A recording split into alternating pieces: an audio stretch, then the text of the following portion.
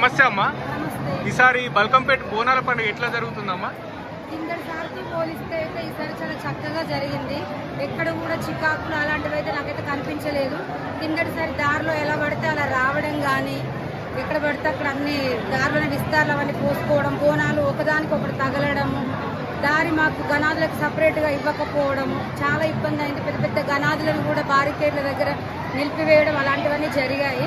But ఇంతకు ముందుతో పోలిస్తే అయితే ఈసారి చాలా ప్రశాంతంగా జరిగింది. అక్క, ప్రభుత్వం చేసిన ఏర్పాట్లు ఎట్లా ఉన్నాయి ఈసారి? చాలా బాగున్నాయి. కిందసారితో పోలిస్తే ఎవ్రీథింగ్ ఈజ్ ఓకే. నాకు ఇప్పుడైతే ఇంతకు ముందు కంపేర్ చేస్తే ఓకే, బాగున్నాయి. అమ్మవారి దర్శనం అమ్మవారి కళ్యాణం చుట్టూ గేట్లు వేసేసి కేవలం కొంతమందిని మాత్రమే అమ్మవారి కళ్యాణానికి హాజరు చేశారు కదా. సో మిగతా జనాలు కూడా ఉంటారు కదా, ఇట్లా చేయడం కరెక్టేనా? అంటే ప్రతి ఒక్క చోట ఇది జరిగేదే కదండి. ఇప్పుడు రాముల వారి కళ్యాణం ఉంటుంది, అక్కడ కూడా అందరినీ మనం రావాలంటే రానివ్వలేము కదా. ఇది ఒక్క దగ్గర జరిగేదే కాదు, ప్రతి ఒక్క దగ్గర జరిగేదే. కొన్నింటిని మనం యాక్సెప్ట్ చేయడం తప్ప మనం చేసేది ఏమీ లేదు. అక్క, మీరు ఎక్కడెక్కడ హైదరాబాద్ లో 4 ప్లేస్లలో బోనాలు జరుగుతాయి కదా, ఎక్కడెక్కడ బోనం చేస్తూ ఉంటారు? గోల్కొండలో చేస్తాము, అలాగే మా ఇంటి బోనం చేసుకుంటాము. బల్కంపేటలో కూడా చేస్తామండి బోనం. మాంకాలమ్మ సికింద్రాబాద్ దగ్గర కూడా చేస్తాం. ఎక్కడ ఉంటారు మీరు? మేము బోడుప్పల్లో. నెక్స్ట్ ఉజ్జయిని మాంకాళి దగ్గర కూడా ఇట్లాంటి ఏర్పాట్లు ఉంటాయి అనుకుంటున్నారా? ఇంతకుముందు అంటే మాకు మాట ఇచ్చారు కదండి, ప్రభుత్వం వచ్చేసి గనాదులకు మాట ఇచ్చారు. ఈసారి అయితే తప్పిదం జరిగింది, మళ్ళీ ఇలా చేయమని అన్నారు. కాబట్టి మాకు ఇక్కడ అది డిఫరెన్స్ అయితే కనిపించింది. అంటే ప్రత్యేకంగా మీకు పాసులు ఇవ్వడం ఇట్లా ఆ విషయంలో ఎట్లా అనిపిస్తుంది అక్క? పాసెస్ ఇవ్వడం అంటే ప్రతి ఒక్కరికి ఇచ్చారండి, అది గనాలకు ఒక్కరికి స్పెషల్ ఏమి ఇవ్వలేదు, మామూలు ప్రజలకు కూడా ఇచ్చారనమాట. ఎంతమందికి ఇవ్వాలో అంతమందికి ఇచ్చారు. అక్క, ఇక్కడ పటం దొక్కుతున్నారు కదా, ఈ పటం ఎందుకోసం దొక్కుతారు?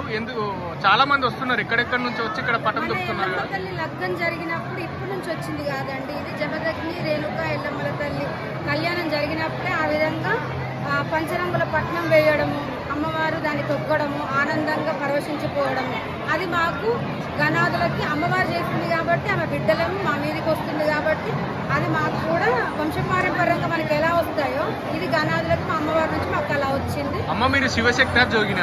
శివశక్తి. శివశక్తులకి జోగినీలకు తేడా ఏముంటదమ్మా? జోగినీలు అంటే వాళ్ళు దేవుడికే అంకితం అయిపోతారు. లగ్గం వచ్చేసి ఎల్లమ్మ తల్లి చేసుకుంటారు, అంటే జమదగ్నే వాళ్ళ భర్తగా భావిస్తారు. మేము శివశక్తి అంటే మాకు ఇల్లు పిల్లలు సంసారం అన్నీ ఉంటాయన్నమాట. అది తేడా. ఎట్లా అనిపిస్తుందండి ఈసారి మొత్తం మీద? మొత్తం మీద ఎంతకుంటూ పోలిస్తే చాలా వరకు బెటర్. ఇంతకుముందు ఇక్కడ నడవడానికి కూడా అసలు కొంచెం కూడా జాగా అనేది లేదు. బాగా ఒక లొల్లిగా అల్లరిగా ఎవరికి వాళ్ళు నచ్చినట్టుగా పిచ్చి పిచ్చి అల్లర్లు చేయడం, అరవడం ఇట్లాంటివన్నీ చేశారు, కేకలు పెట్టడం. కానీ ఇప్పుడు ఎక్కడికక్కడికి గుడికి సంబంధించిన వాలంటీర్స్ కూడా నాకు చాలా మంది కనిపిస్తున్నారు ఇప్పుడైతే. బల్కంపేట ఎల్లమ్మ కళ్యాణం ఒగ్గు పూజారులు చేస్తే ఇష్టపడుతుందా, బ్రాహ్మణ పూజారులు చేస్తే ఇష్టపడుతుంది? ఒగ్గు పూజారులు చేస్తే ఇష్టపడతారు. కానీ ఒగ్గు పూజా విధానంలో ఎందుకు ఇక్కడ అమ్మవారి కళ్యాణం జరగట్లేదు అని అంటే ఇప్పుడు ఇది గుడి వచ్చేసి బ్రాహ్మణుల వద్దనే ఉంది.